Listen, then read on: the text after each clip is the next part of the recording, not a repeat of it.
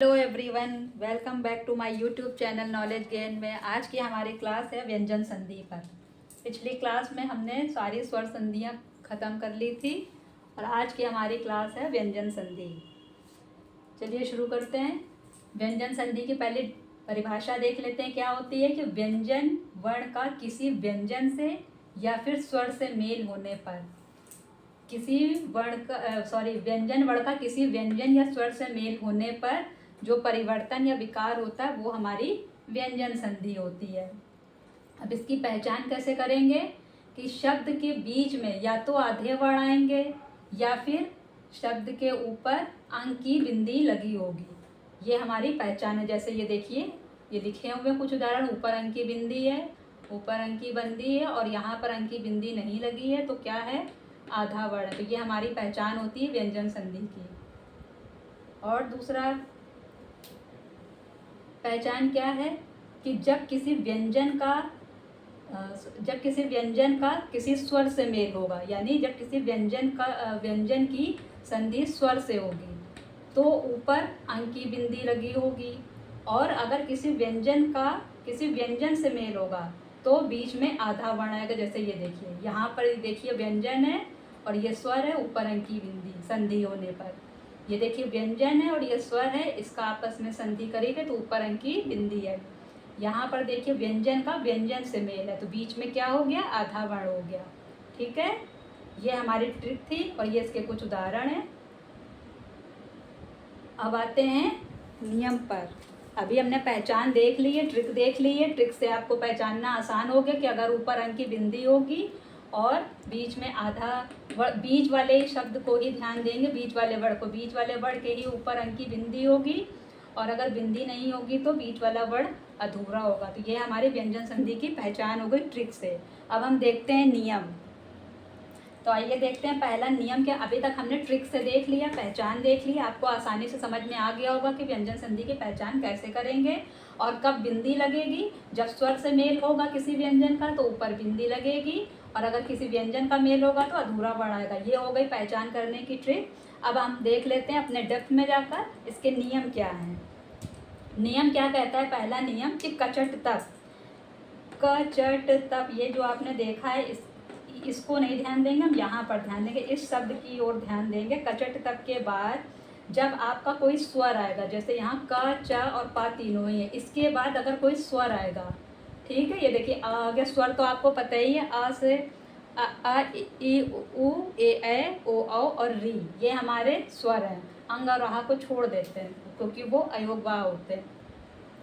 तो किसी स्वर का मेल जब होगा कचट तप के बाद या तो कोई स्वर आ जाए या फिर हमारे यरा लावा अंतस्थ व्यंजन होते हैं ना, अंतस्थ व्यंजन आपको पता है, य र ल और वा, इन चारों में से कोई आ जाए। और या तो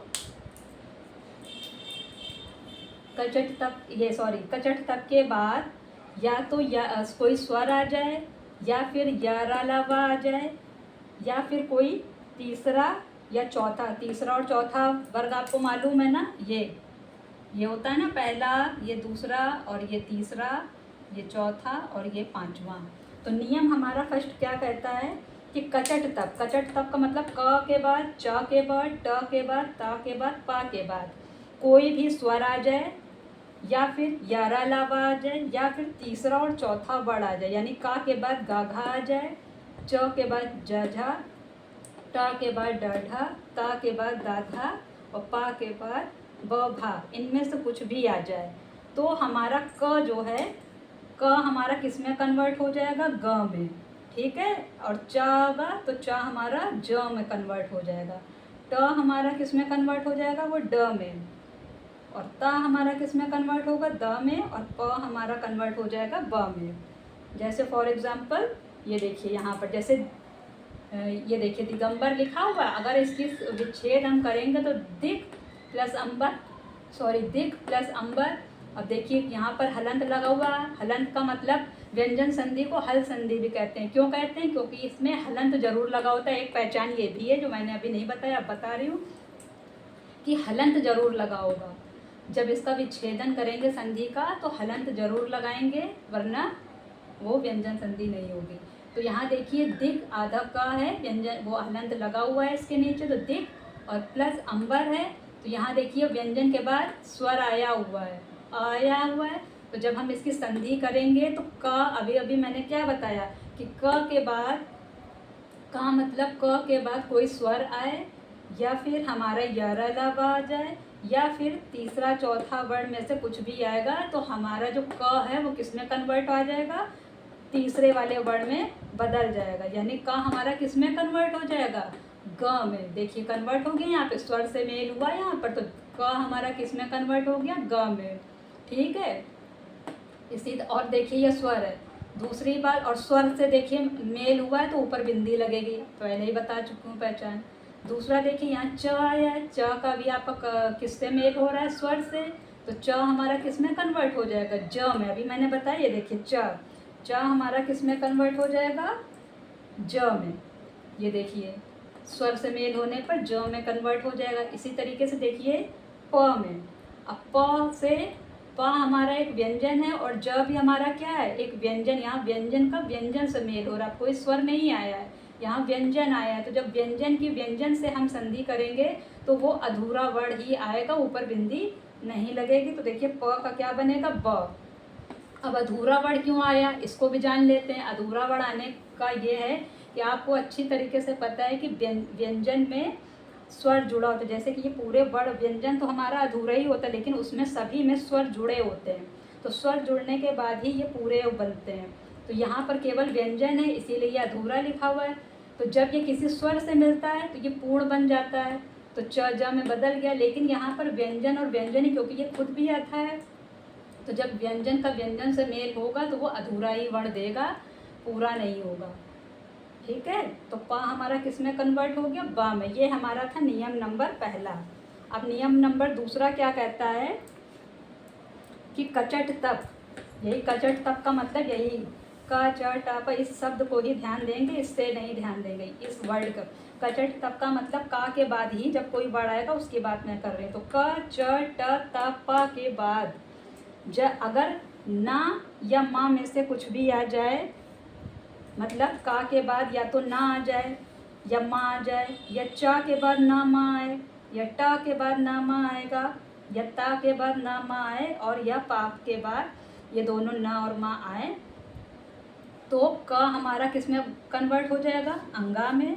च हमारा किस में कन्वर्ट हो जाएगा, इया में। यानी पहला वर्ड जो है पांचवे में बदल जाएगा। कब, जब हमारा इसके बाद पहली सीरीज के बाद न और माँ आएगा तो क हमारा अंगा में कन्वर्ट हो जाएगा, च किस में होगा, इया में, ट किस में कन्वर्ट होगा, अड़ा में, त किस में होगा, ना में, और प किस में होगा, माँ में। चलिए इसका एग्जाम्पल देख लेते हैं कुछ। उदाहरण के लिए जैसे डस्टर कर देती हूँ, कहाँ करूँ, यहीं, चलिए यहीं बता देते हैं।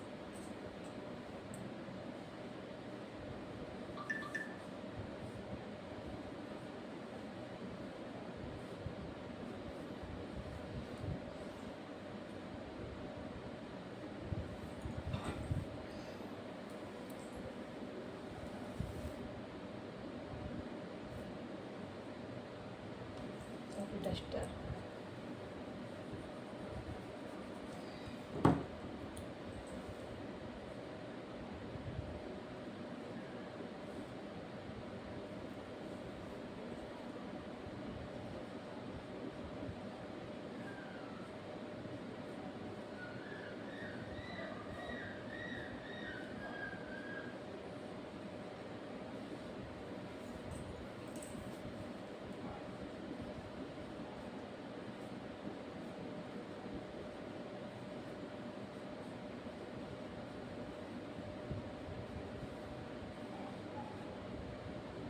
ये देखिए, ये देखिए अभी मैंने क्या बताया, क के बाद अगर माँ या ना आए, यही बताया ना कि कचट तक के बाद ना या माँ आएगा तो वो अपने सीरीज के पांचवे में बदल जाएगा। केवल ना और माँ आने पर यह कंडीशन है। तो देखिए का के बाद माँ आया है तो ये किस में बदल जाएगा, का के बाद माँ आएगा तो किस में, अभी मैंने बताया अंगा में, अपने पंचमाक्षर में बदलेगा। तो ये देखिए क जो है किस में बदल गया, अंगा में बदल गया है। ठीक है, इसी तरीके से देखिए त के बाद ना आया है, तो देखिए त का पंचमाक्षर क्या है, ना, तो त और ना है तो यहाँ जगन्नाथ हो गया। चूँकि आपको पता है कि यहाँ पूरा ना है और त को हमें ना में बदलना है, चूँकि ये अधूरा होता है, स्वर नहीं है, इसलिए आधा ना ही यहाँ लिखेंगे। ये एक तरीके से आपकी वो भी हो गई, जो वर्तनी होती है, शुद्ध वर्तनी, ये भी होती है। और दूसरा देखिए सतमार्ग। अब पहले त के बाद ना आया था तो ना में कन्वर्ट हो गया, त के बाद माँ आया तब भी ये किस में कन्वर्ट होगा, ना में ही कन्वर्ट हो गया। ये देखिए सन्मार्ग। ठीक है, अब देखते हैं हमारा अगला नियम। इसके 3 ही नियम है। देखिए तीसरा आखिरी नियम क्या है। आखिरी नियम हमारा कहता है, चलिए मैं यहाँ लिख रही हूँ कि अगर त के बाद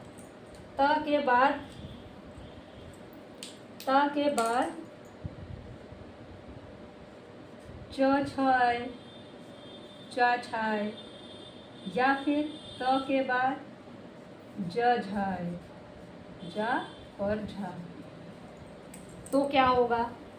अगर त के बाद च छ आएगा तो त हमारा चा में ही कन्वर्ट होगा, और अगर ता के बाद ज झा आएगा, जा या झा में से कुछ भी आए तो ये जा में ही कन्वर्ट होगा। चलिए अब इसके भी एग्जाम्पल देख लेते हैं। जैसे कि यहाँ बताऊँ क्या, यहाँ बता देते हैं। जैसे देखिए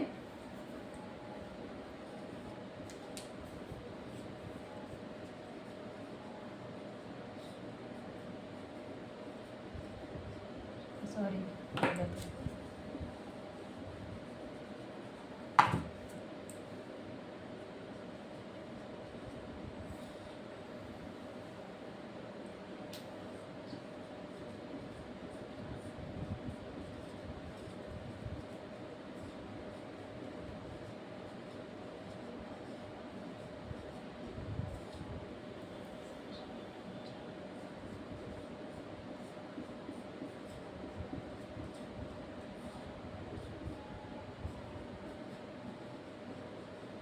अब देखिए यहाँ पर मैंने अभी क्या बताया, तीसरा एंड लास्ट नियम क्या बताया मैंने, कि त के बाद, सॉरी इधर त के बाद या तो च छ आएगा तो च में कन्वर्ट होगा, और त के बाद अगर ज झ आएगा तो ज में कन्वर्ट होगा। तो अब देखिए यहाँ इसके एग्जाम्पल कुछ दिए हुए हैं। त के बाद देखिए ज आ रहा है, तो अभी मैंने क्या बताया, त के बाद चाहे ज है चाहे झ, वो ज में ही कन्वर्ट हो जाएगा। ये देखिए उज्ज्वल, उत प्लस ज्वल क्या हो जाएगा, त हमारा किस में कन्वर्ट हो गया, ज में। इसी तरीके से देखिए यहाँ त के बाद क्या आ रहा है, च आ रहा है, तो त हमारा किस में कन्वर्ट हो जाएगा, च में ही कन्वर्ट हो जाएगा, वो भी आधा च, क्योंकि किसी स्वर से हमारा मेल नहीं हो रहा है। और देखिए यहाँ त के बाद क्या आ रहा है, च आ रहा है, तो फिर से च हो गया। और ये देखिए उज्ज्वल ऐसे ही लिखा जाता है, आपकी शुद्ध वर्तनी भी आपको मिल गई, उज्ज्वल, सच्चरित, उच्चारण। तो ये थी आपकी विसर्ग संधि, सॉरी व्यंजन संधि, जो पूरी तरीके से ख़त्म हो गई। मैंने आपको ट्रिक भी बता दी है कि कैसे पहचान करनी है, कैसे इसकी विच्छेद करेंगे, कैसे संधि करेंगे, और मैंने डेप्थ में जाकर आपको सारे नियम भी बता दिए। आई होप कि आपको अब कोई कन्फ्यूजन नहीं होगी व्यंजन संधि में। और अगर आपको वीडियो अच्छी लगी तो please like, share and subscribe करना बिल्कुल ना भूलिए। और मिलते हैं अपने नेक्स्ट वीडियो में, तब तक के लिए बाय बाय।